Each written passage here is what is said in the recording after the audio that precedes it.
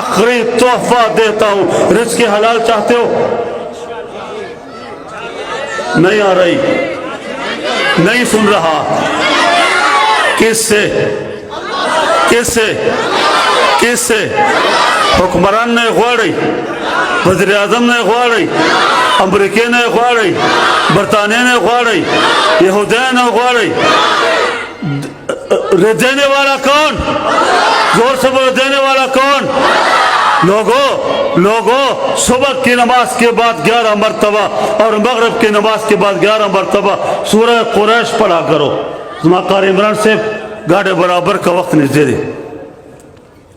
تو میں عرض کر رہا تھا، صبح کی نماز کے بعد اور مغرب کی نماز کے بعد 11 مرتبہ سورہ قریش پڑھا کرو۔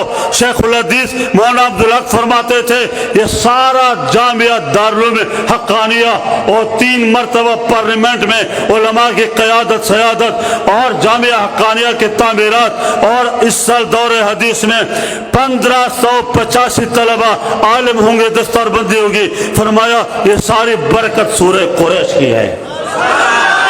اور جامعہ ابو ہریرہ کا نام سنا ہوگا، دور حدیث تک طلبہ، میری 100 سے زیادہ کتابیں دنیا میں گردش کر رہی ہیں، چھپ گئی ہیں۔ یہ اب شرح مسلم پہ کام شروع ہے، 18 جلدیں چھپ گئی۔ یہ میں ان سے سن کر اجازت لے کر جامعہ ابو ہریرہ القاسم اکیڈمی، اور میری ساری تصنیفات سورہ قریش کی برکت ہے۔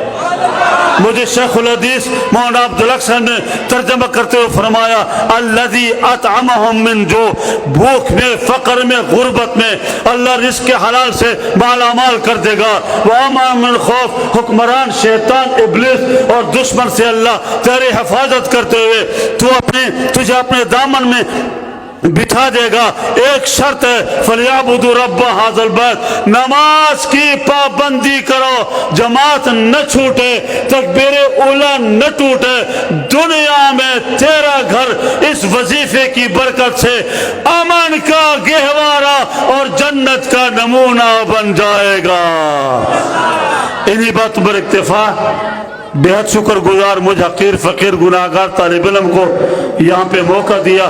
یہ جو میں نے وظیفہ دیا مجھے شیخ الحدیث مولانا عبدالحق نے اجازت دی تھی۔ اب یہاں کے محتمم صاحب میرے ساتھ کھڑے ہیں اور علماء بیٹھے ہیں، مشائخ، ان کی اجازت سے سب کو اجازت ہے، چونکہ آگے میں نے دور جانا ہے، اس لیے یہی میرا مصافحہ، یہی السلام علیکم وآخر دعوانا ان الحمدللہ رب